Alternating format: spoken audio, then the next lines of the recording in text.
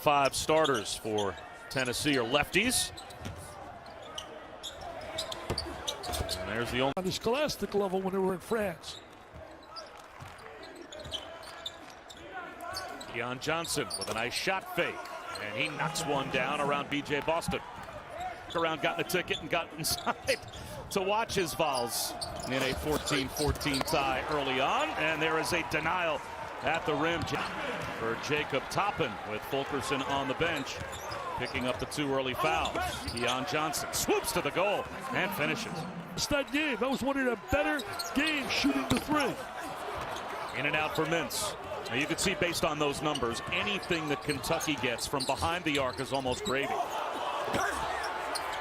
Keon Johnson does it again. This game so far, though, end-to-end action. Both teams are attacking the basket, and Johnson tries to do it again and draws the foul. Want to play a fast game. He wanted a little tempo. He said, we want to run, baby, run. Run, baby, run. The Vols taking it to the goal. Maybe after a really slow start, Kentucky was turning the corner, 3-1. Right now, when you look at the Vols, they've scored in the 50s 4 times this year. He's going to be coach of the year in the conference. He's doing a great job with that Missouri team.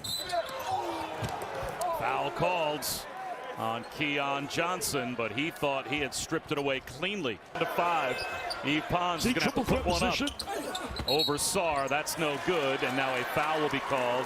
It looks like on Keon Johnson. Well, down 5 right now. The bottom line is they want to be able to close this out with a few points, as he did a phenomenal job for his school, Sunrise Christian, as they went into overtime to beat the #1 team in the season. And John Calipari nearly unbeatable when winning by leading by double digits at any point, and that's where it stands now. You know, Bob, one of the big situations is Kentucky getting to the free throw line and going 13 for 15. That's a major advantage.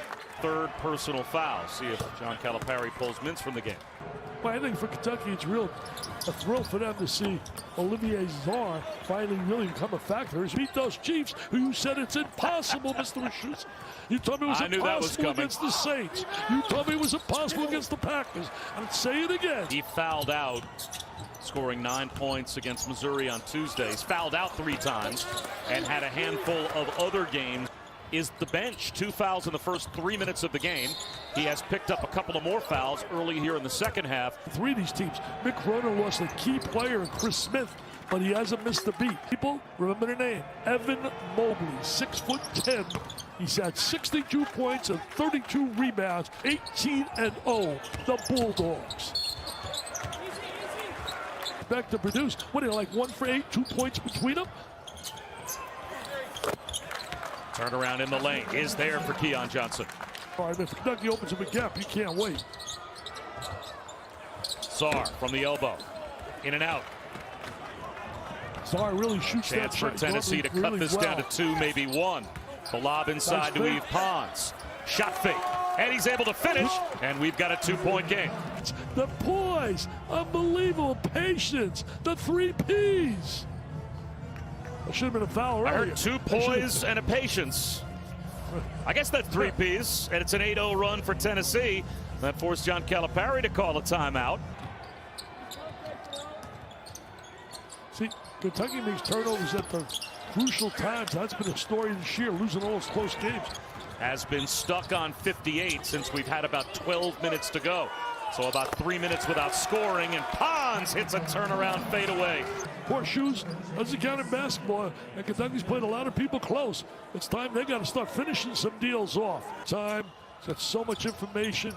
Oh, nice fake right there.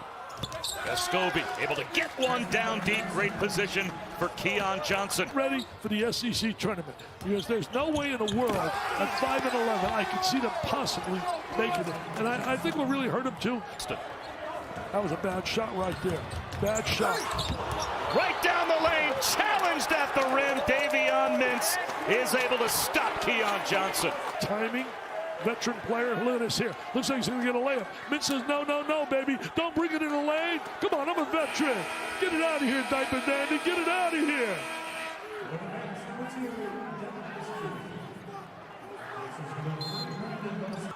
Who has been a very consistent player this year for John Calipari. Now across the lane A chance at the free throw line coming for Keon Johnson to break the tie. Well, he got in strong there on the baseline. Got himself a nice, solid performance here.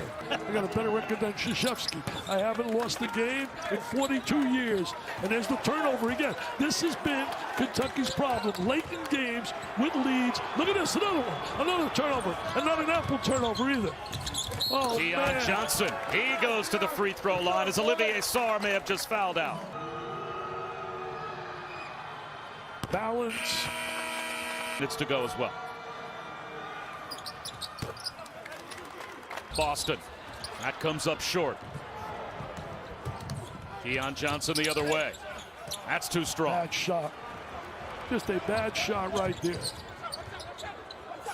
Nance leaves one for the trailer, but Keon Johnson is there to swipe it away from Brooks. And at the other end, it creates an easy 2 for Springer.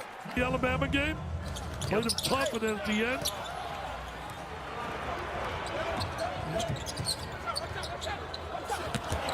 Oh, look at this. He come back from the back, never gave up on a play, made the play that led right there to the layup in transition. Tennessee showing now why they were rated so high earlier in the year. You know, Tennessee played mostly without Fulkerson, without Vescovi.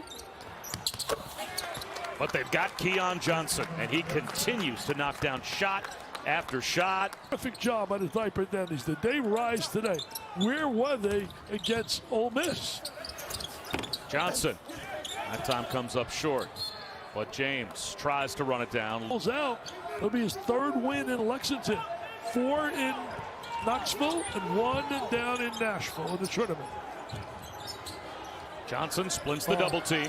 Vescovi hits a 3 to beat the timer. Well, what a great play to beat the trap. You go diagonal. You look the opposite side. Wait, yeah. I can't wait to go there tomorrow, baby. You see this football? This football was... What I've really needed in my life is another Tom Brady appearance at the Super Bowl. I think that's what our lives have all been lacking. I'm really happy to see him back.